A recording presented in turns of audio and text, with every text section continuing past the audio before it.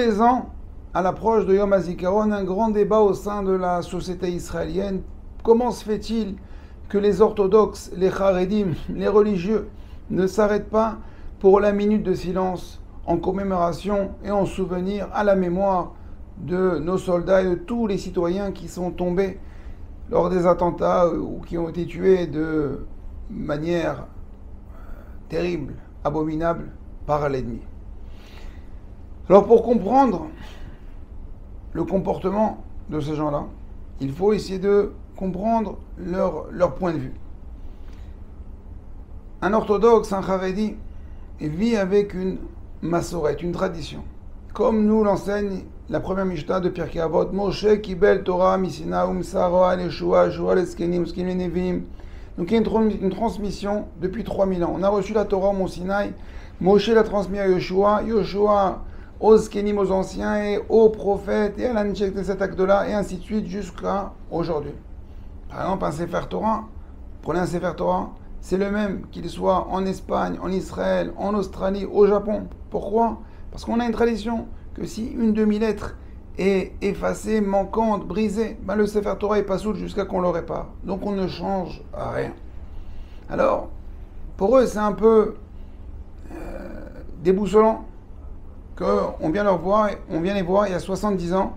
On leur dit, vous savez, c'est pas comme ça qu'on respecte un mort. C'est pas comme ça qu'on se souvient d'un iftar.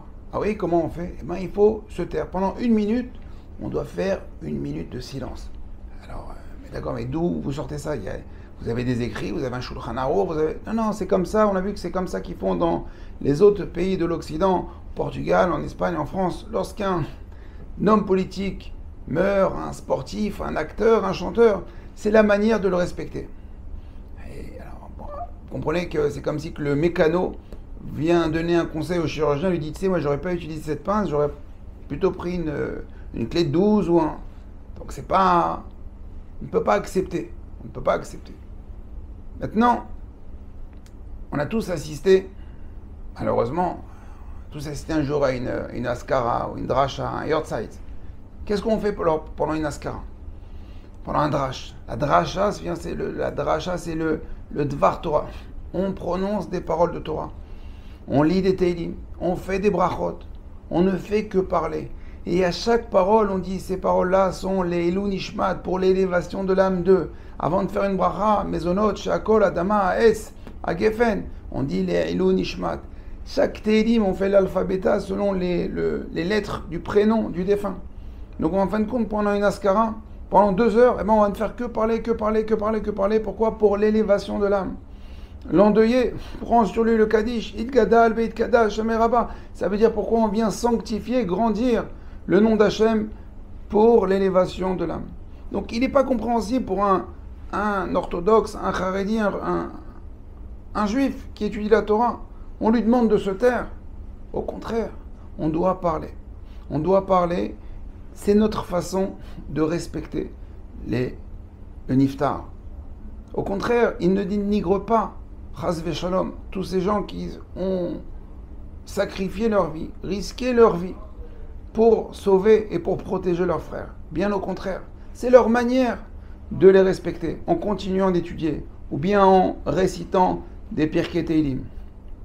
Il est évident que quelqu'un qui se balade dans la rue, à ce moment-là, a le devoir de s'arrêter pour pas causer chas v'shalom un chilul Hashem. Et si malheureusement vous voyez quelqu'un qui continue à marcher, eh ben c'est qu'il ne connaît pas les règles de Derech.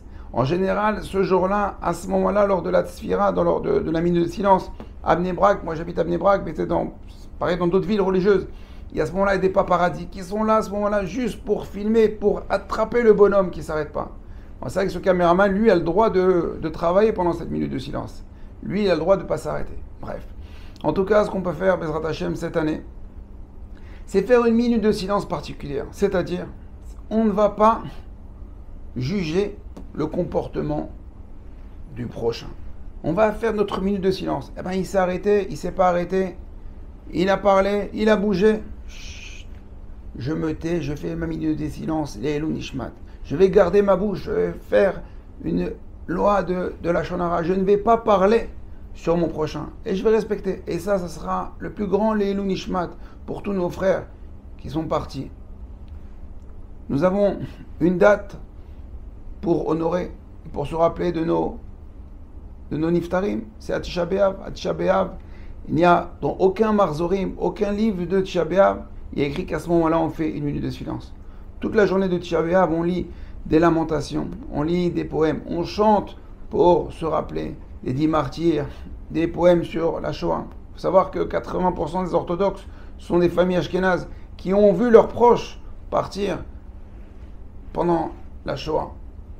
Donc Bezrat Hashem, que cette année, peut-être cette année, il n'y aura pas d'Yom HaZikaron, parce qu'on va voir la Géoula chez les mains, le Mashiach Tzidkenu, Triyat Ametim, la résurrection des morts. On va revoir tous nos frères et tous ensemble, nous allons monter au Beth Amikdash, apporter les korbanot, Bimera Be'amenu, Amen, Keni Ratzon, Kol Tov.